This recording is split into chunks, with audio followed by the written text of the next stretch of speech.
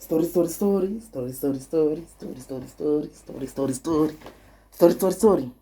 You're supposed to say story calm. Story, story, story. Hope you responded. Hello guys, welcome back to my YouTube channel. My name is Neville Ambonya. Today I've decided that I'm going to do a totally different thing. That instead of just encouraging words, once in a while I'll be giving stories both from the Bible and general life. So stay tuned for more interesting stories to come. Please remember to subscribe, like, share, and leave a comment down below. Today's story comes from the book of Judges chapter 11, or actually the whole chapter 11. And is about this guy that was overlooked, this guy that was despised, this guy that nobody wanted to associate with, this guy that even the family members rejected him. Just because he was born by a harlot. I know you are wondering, a harlot. What is it with a harlot? I know most of you associate or tend to think that a harlot and a prostitute are one and the same thing. But back then, a harlot was really despised. And up to this particular time, some of us, it's just that you don't know who is a harlot. But I know you will thank me later, because today I'm going to give you the difference between a harlot and a prostitute. And actually there is a big gap between a harlot and a prostitute. A harlot is a woman that sleeps with men for sexual appetite, to quench her sexual desires. Actually is a woman that is not well behaved, a woman that doesn't know how to control her sexual urges, a woman that doesn't know how to control herself. So a harlot is a woman. Actually, a harlot may come from a well-to-do family. This woman may come from a well-to-do family. She may be financially stable, she has all the finance. She's rich. She's wealthy. But because of her sexual urges, because of her sexual appetite, she will sleep with every man in the neighborhood. She doesn't know how to control her sexual desires. She's these women that we call what do we call them? They are women that will sleep with every man in the neighborhood. Trash. We normally call them trash. On the other hand, a prostitute is a woman that sleeps with men for financial gains. Maybe she's financially she has financial constraints. She has financial challenges, and since she needs to take care of her family, she needs to make sure that her kids get a decent life, then she's normally forced to sleep with men. So I've given you the difference. So that was why Jephthah was looked down upon. That was why no one wanted to associate with Jephthah. Jephthah was the son that was born by a harlot. So Jephthah's mother, in her usual routine of sleeping around with men, she got pregnant, gave birth to a son, and actually she decided that the last person she had slept with was the father of that kid. So she took Jephthah to the father, and the father agreed. And the father also had other kids, so he took care of Jephthah as his son. But in between the family or the kids, there was squabbles, wrangles. There was disagreement, whereby they rejected Jephthah, whereby they looked down upon Jephthah, whereby they didn't want Jephthah in that family. They kept ridiculing and criticizing him and mocking him, all because he was a son of a harlot. Actually, there is a time even they threatened him that he was not going to inherit anything from that family because he was a son of a harlot. They took it like it was his it was his it was his, how will I put it?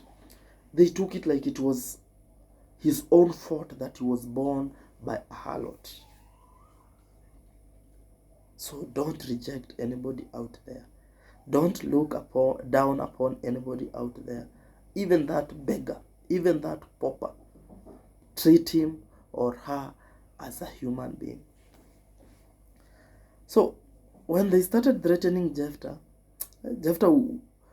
he couldn't take it anymore. So he ran away, and he ran to a community or to another neighborhood or a neighboring community called Tob.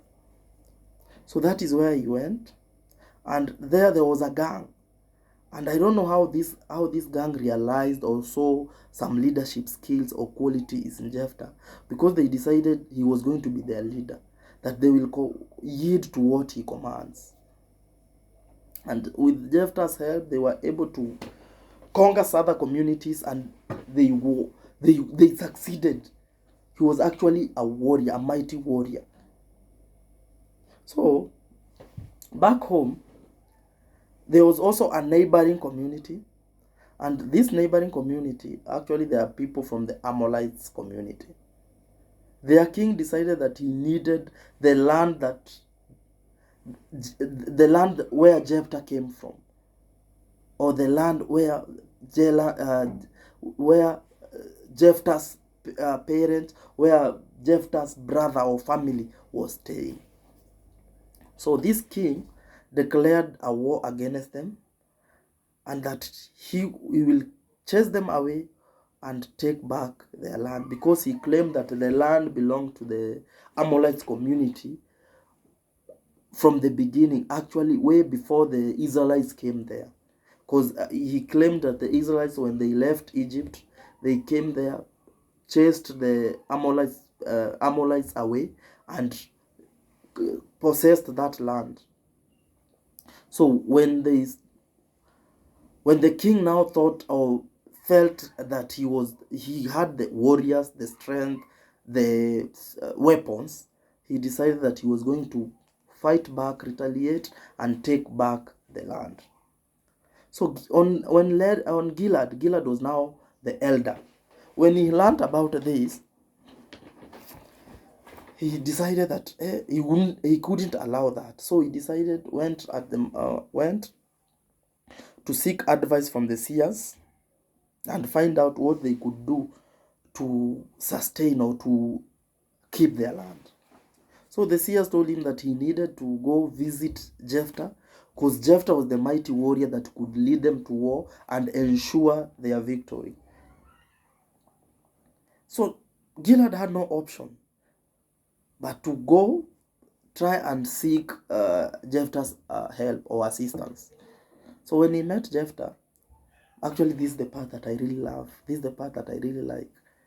Just imagine this guy that was overlooked, this guy that everybody looked down upon, was the guy, after being told of the challenges or the problems the people in his community were suffering from, he gave them an ultimatum.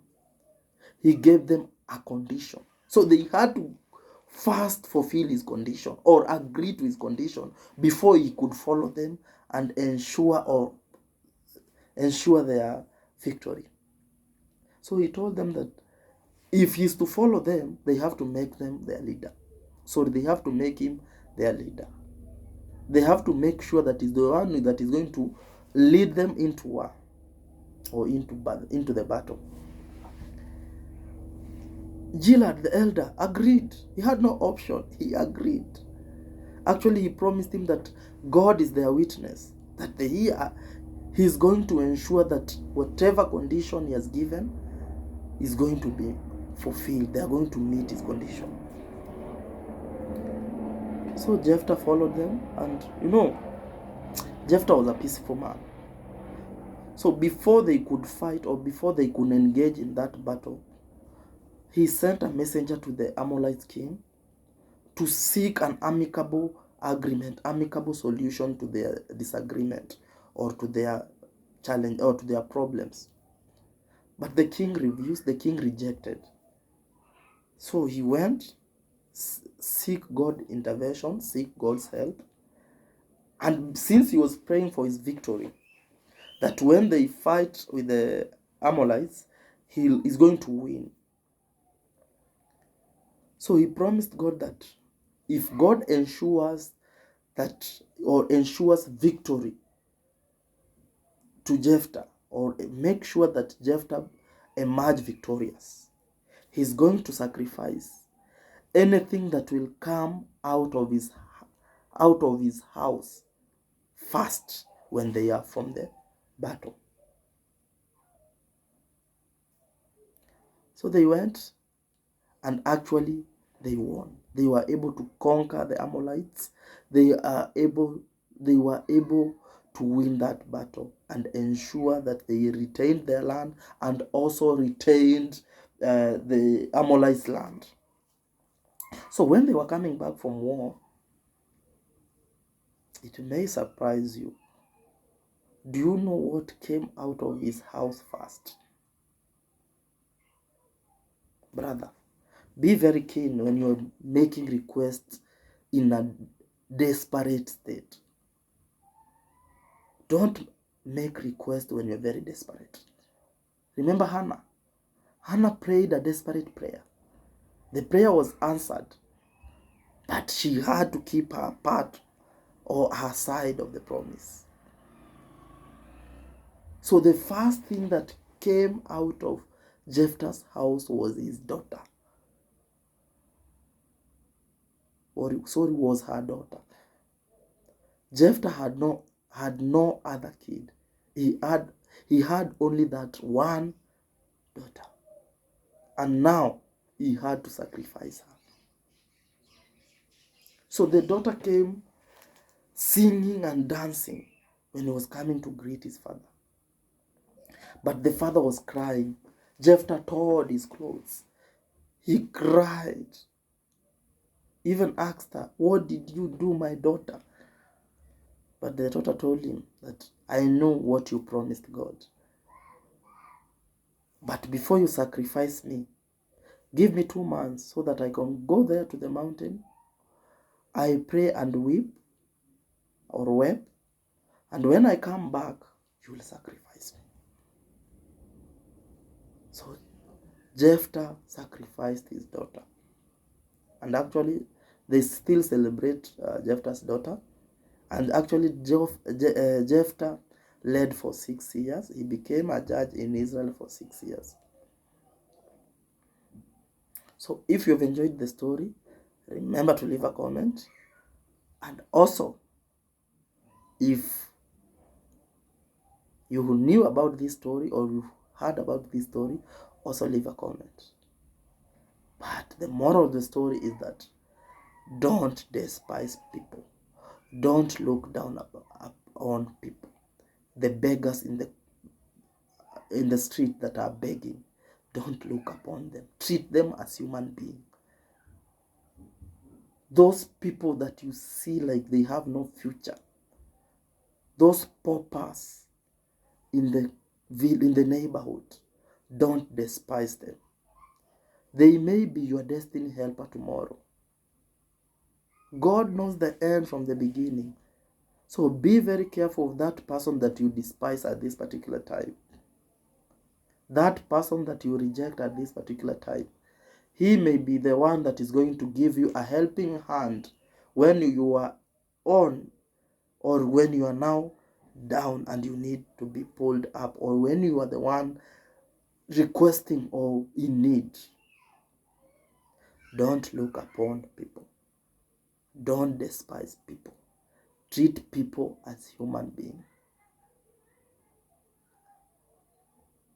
Even if he's born of a harlot, even if he's born of a prostitute, even if he's not educated, even if is that disabled, handicapped person, Don't despise people.